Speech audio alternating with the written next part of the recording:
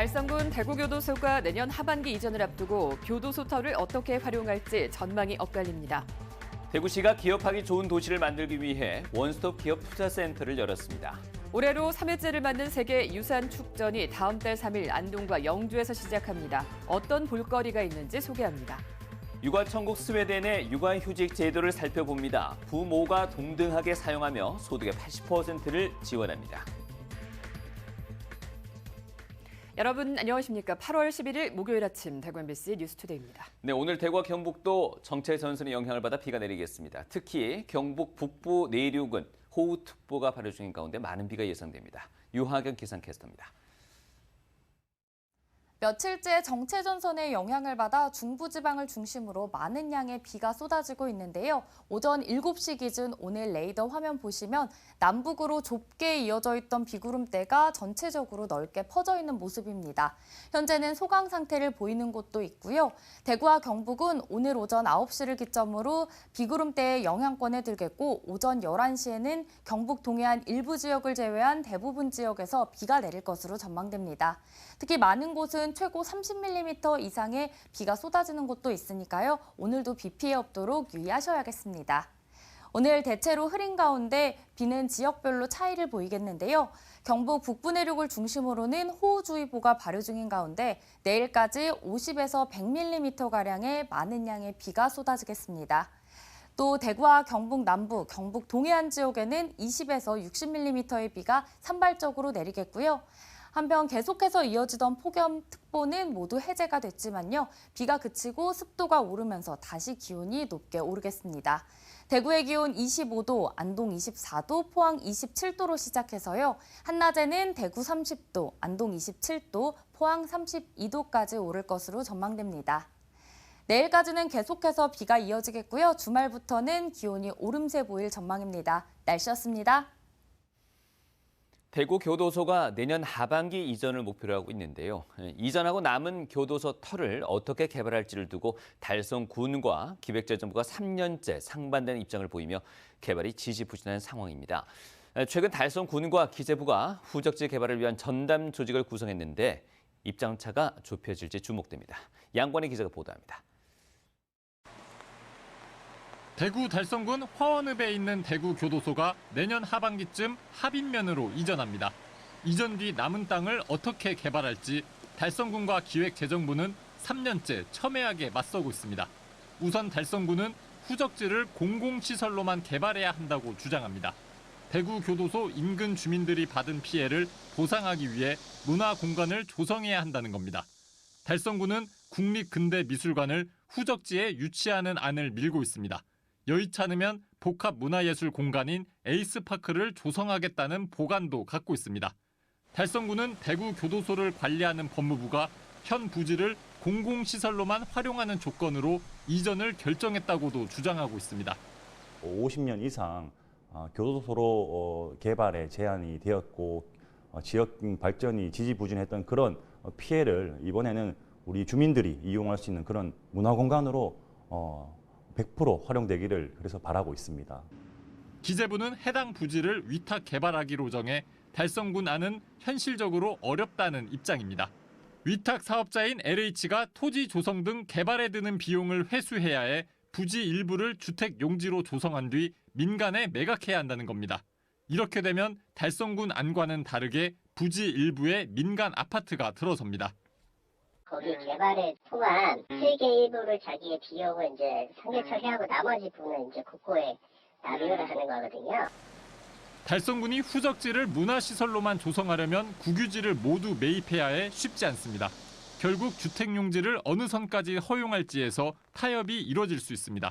후적지 개발을 위해 대구시와 달성군, 기재부, LH는 최근 전담 조직을 만들었습니다. 이 전담 조직이 3년여간 끌어온 입장차를 좁힐 수 있을지 주목됩니다. MBC 뉴스 양관입니다. 대구시가 새롭게 만든 원스톱 기업 투자센터가 본격적인 활동을 시작했습니다. 대구에 투자하려는 기업이 인허가 받는 데만 1년씩 보내야 했던 관행을 깨는 게 이 부서의 목표라고 합니다. 권윤수 기자가 보도합니다. 올해 3월 대구 국가산업단지에 준공한 쿠팡 첨단물류센터는 투자 의사를 밝힌 뒤 첫 삽을 뜨기까지 5년이 걸렸습니다. 산업시설 용지를 도시지원 시설 용지로 바꾸는 데 시간이 많이 걸린 사례이긴 하지만 보통 기업이 대구에 공장 설립을 계획하면 행정 절차를 밟는 데만 6개월에서 1년을 보냅니다. 관공서를 이리저리 뛰어다니다 투자를 포기하는 기업도 생깁니다. 대구시는 투자를 결정한 기업이 건축 인허가를 비롯한 모든 행정 절차를 한 번에 해결할 수 있도록 원스톱 기업 투자센터를 설치했습니다. 지역에 투자 유치하는 기업들에 대해서는 그런 서비스를 저희들이 대행하듯이 그렇게 지원함으로써 투자의 걸림돌을 완전히 제거하고 기업들이 대구 가면은 기업회계가 참 정말 좋다. 공장이 들어서기까지는 전력과 상하수도 등 해결해야 할 문제가 한두 가지가 아니어서 관계기관을 모아 투자 지원 협의체를 만들었습니다. 한국산업단지공단과 LH, 대구도시개발공사, 한국전력공사, 연구개발특구진흥재단 등 15개 기관은 부지 공급과 입주 지원을 돕습니다. 또 8개 구군의 건축, 환경, 교통 등 담당자와 유관기관 직원 150여 명으로 실무 지원단을 구성했습니다. 이들이 실질적으로 건축 인허가와 용수 문제, 공장 등록 등을 빠르게 해결해 줍니다. 대구시는 구군 유관기관이 유기적으로 움직이면 건축 인허가를 신청한 기업이 착공하기까지 2개월이면 충분할 걸로 내다봅니다. 투자 의향서만 보이고 확실한 재원만 확보된다면 모든 행정 절차는 시나 우리 구청이나 군에서 대행을 해주는. 최근 안심 뉴타운에 매장을 짓기로 한 스웨덴 기업 이케아와 대구 국가산업단지에 투자를 약속한 프랑스 기업 발레오가 원스톱 지원의 첫 사례가 될 전망입니다. MBC 뉴스 권윤수입니다. 올해로 3회째를 맞는 세계 유산 축전이 다음 달 3일 안동과 영주에서 개막합니다. 특히 올해는 하회마을과 부석사, 서원 등을 무대로 다양한 예술가들이 펼치는 공연과 전시가 눈길을 끈다는데요. 세계 유산 축전의 볼거리 김서현 기자가 소개해드립니다. 국내 유네스코 등재 세계유산을 새롭게 조명하는 문화축제인 세계유산축전. 올해는 경북 안동과 영주, 수원, 제주 지역 3곳을 무대로 합니다. 문화재청은 어제 서울에서 기자회견을 열고 축전 공식 포스터와 자세한 축전 프로그램을 공개했습니다. 세계유산축전을 통해 세계가 인정한 우리나라 세계유산들의 가치를 널리 알리고 관람객들이 더 쉽게 즐기고 다가갈 수 있도록. 올해 경북 축전의 주제는 이동하는 유산. 현대 예술을 통해 세계유산을 새롭게 해석하고 세계유산에 쉽게 다가가고 체험할 수 있는 장을 마련하겠다는 취지입니다. 많은 건축가와 디자이너, 또 예술가, 그리고 조향사에 이르기까지 수많은 분야의 사람들이 모여서 새로운 시선으로 재해석한 그런 결과물들을 만나보실 수 있습니다. 다음 달 2일 안동 하회마을에서는 하회탈 탄생설화를 주제로 한 개막 공연을 시작으로 승효상 건축가가 설계한 축전 주제관이 공개되고 하회마을 고택안에서 국내외 예술작품을 감상할 수 있는 국제유산 미술제도 새로운 볼거리입니다. 야간 행사인 선유 줄불놀이와 도선서원 야간 개장은 지난해에 이어 올해도 계속됩니다. 영주 소수서원에서는 영정 봉안례 재현 행사와 소수서원 유생체험 등 방문객이 직접 참여할 수 있는 프로그램도 마련됩니다. 부석사에서는 영주 출신의 아는미 무용가가 부석사 일주문부터 무량수전까지 이동하면서 야외 무용극을 선보일 예정입니다. 무량수에 올라오면 숨이 차가지고 허겁대다가 돌아봤을 때 그 풍경에서 정말 우리가 그 최상의 어떤 경지를 느끼는 그런 느낌이어서 그 호흡을 가지고 그 모든 마디마디에다가 이야기를 담아서 이야기들이 툭툭 튀어나오는 형식들을 만들려고 하는 게 저의 지금 연출 방법이고. 세계유산축전 경북이 열리는 다음 달 3일부터 25일까지 23일간 안동과 영주 곳곳에서 살아 숨쉬는 역사유산을 만날 수 있습니다. 올해 세계유산축전은 다음 달 안동과 영주에 이어 오는 10월 수원, 화성과 제주에서 잇따라 개최됩니다. MBC 뉴스 김서연입니다. 경주시 쓰레기 소각장 운영이 파행을 겪고 있는데 경주시가 2년간 한시적으로 소각장을 운영할 민간 위탁업체를 공모합니다. 하지만 위탁업체 선정과 실제 설비 가동은 올 연말에야 가능해서 소각장 정상화까지는 어려움이 많을 것으로 보입니다. 임재국 기자가 보도합니다. 경주시 천군동 쓰레기 소각장입니다. 제때 처리하지 못한 생활 쓰레기가 3만 톤 넘게 그대로 쌓여 있습니다. 지난해에 이어 지난달부터 소각장 운영이 또 중단되고 있습니다. 경주 소각장은 수익형 민자 사업인 BTO 방식으로 서희건설 등이 출자한 경주 환경에너지가 오는 2028년까지 운영합니다. 하지만 소각장 가동 일수가 줄고 각종 관련 법령 위반 등이 겹치면서 가동 중단 사태가 반복된 것입니다. 지금까지 맡은 서희건설 등 SPC 경주환경에너지가 사실은 제대로 성실하게 설비 교체를 안 하고 잘 운영을 못해서 문제가 생겼고 그걸 감시 감독을 잘 못한 시도 책임이 있는 거죠. 소각장 운영 중단이 반복되자 경주시는 최근 운영업체인 경주환경에너지에 중도 해지 결정을 내렸습니다. 이에 따라 경주시는 2년간 한시적으로 소각장 운영을 민간에 맡기는 조례를 만들고 업체 선정과 소각장 시설 점검을 거쳐 오는 12월쯤 소각장을 정상 가동하기로 했습니다. 업체 선정 이전까지는 기존 업체에 소각장 임시 운영을 맡기기로 했습니다. BTO 사업이 끝나고 나면은 저희들이 정밀 검사를 한 6개월 정도 소각장 정밀 검사를 해야 됩니다. 소각장 정밀 검사 결과에 따라 이행 관리 계획을 수립해서 운영 방식이라든가 또 이 소각장의 계속 사용할지 여부 등을 결정해서 경주시는 현재 소각장에 쌓여 있는 3만여 톤의 쓰레기를 다음 주부터 외부 업체에 위탁 처리하기로 했습니다. 민간 위탁 동의안을 승인한 경주시 의회는 지속되고 있는 소각장 파행 운영을 막기 위해 위탁업체 선정 후 매달 업무 현황을 보고받고 경주시와 함께 지도 감독에 나서기로 했습니다. MBC 뉴스 임재욱입니다.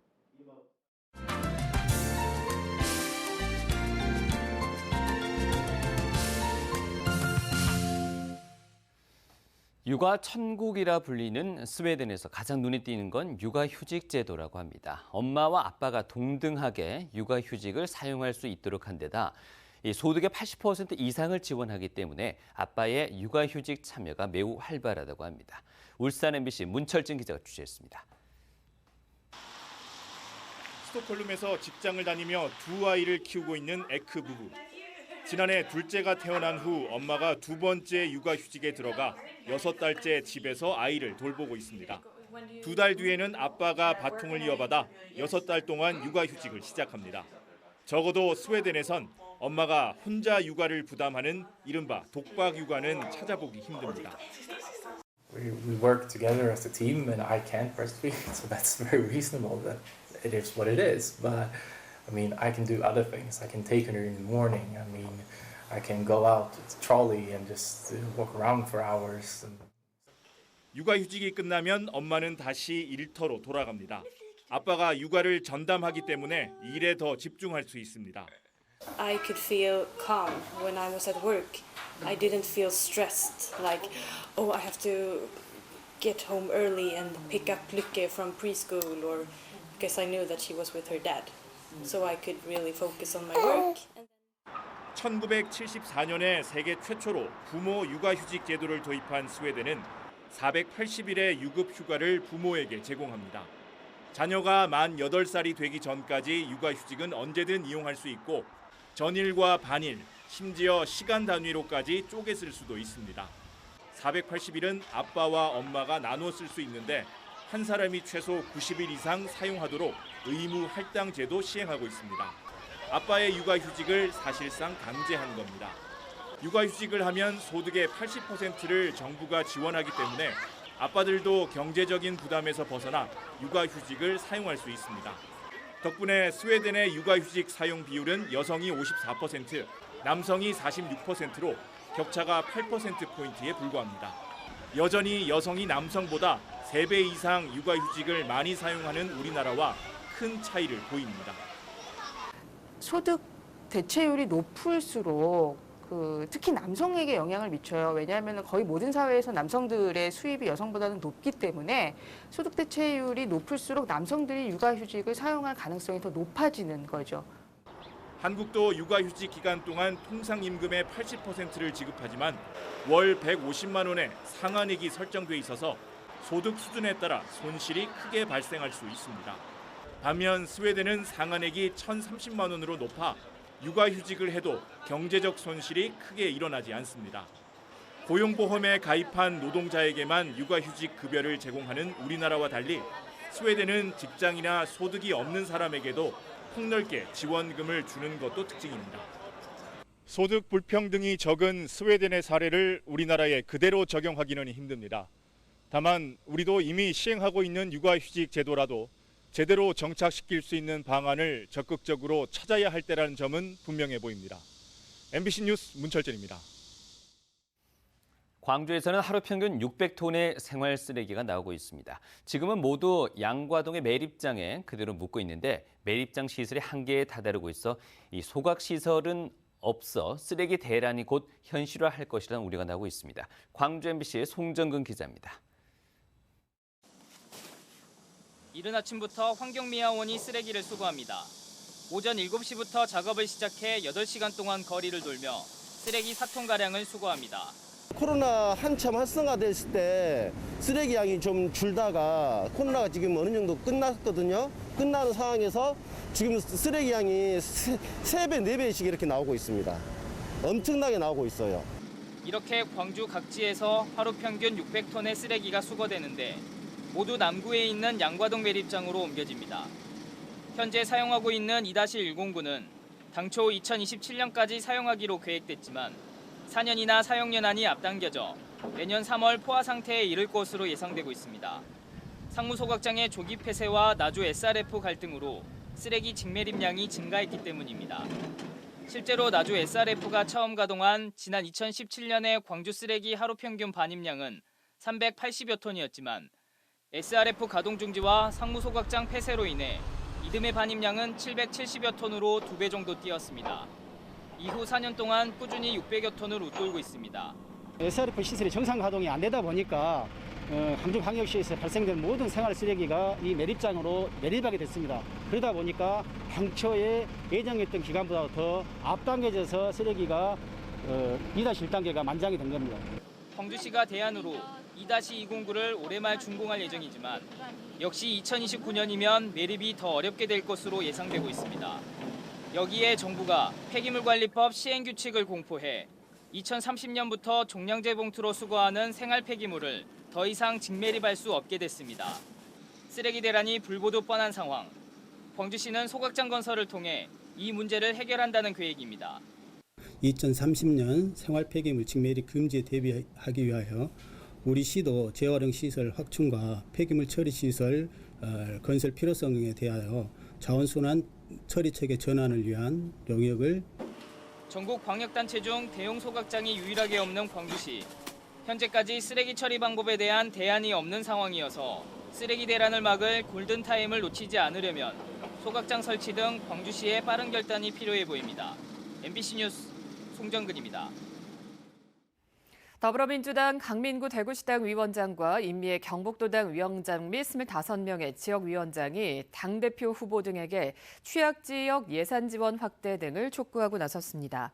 대구 경북지역 민주당 위원장들은 어제 경남 김해 봉화마을 고 노무현 전 대통령 묘역을 참배한 뒤 밝힌 성명에서 중대선거구제 혹은 석패율제, 권역별 비례대표제 등 선거법을 개정해야 한다고 강조했습니다. 이들은 현 선거제는 다양한 요구를 반영하기 어렵다며 지방의 소멸뿐 아니라 지방자치와 지방정치의 소멸이 심각하게 우려된다고 주장했습니다. 대구지법 제3형사단독 김진아 부장판사는 남편의 무면허 음주운전을 방조한 혐의로 기소된 20대 아내 A씨에게 벌금 100만 원을 선고했습니다.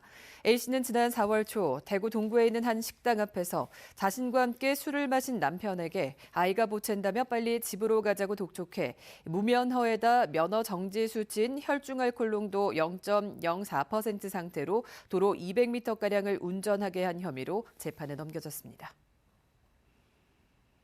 대구시는 기업의 노사 협력 증진을 위한 행사 비용을 지원하는 2022 지역 노사 파트너십 구축 사업을 추진합니다. 노사 화합 행사 장소는 대구시 달성군 구지면에 있는 노사 평화의 전당을 사용해야 합니다. 선정된 기업은 최대 1,000만 원이 지원되며 9월부터 11월 사이 노사 화합 행사를 연 뒤 정산 서류를 제출하면 지원금을 받을 수 있습니다. 지원 대상은 사업자 등록증 주소가 대구인 기업이며 이달 23일까지 신청받아 계획서를 평가해 10여 개 기업을 선정할 예정입니다.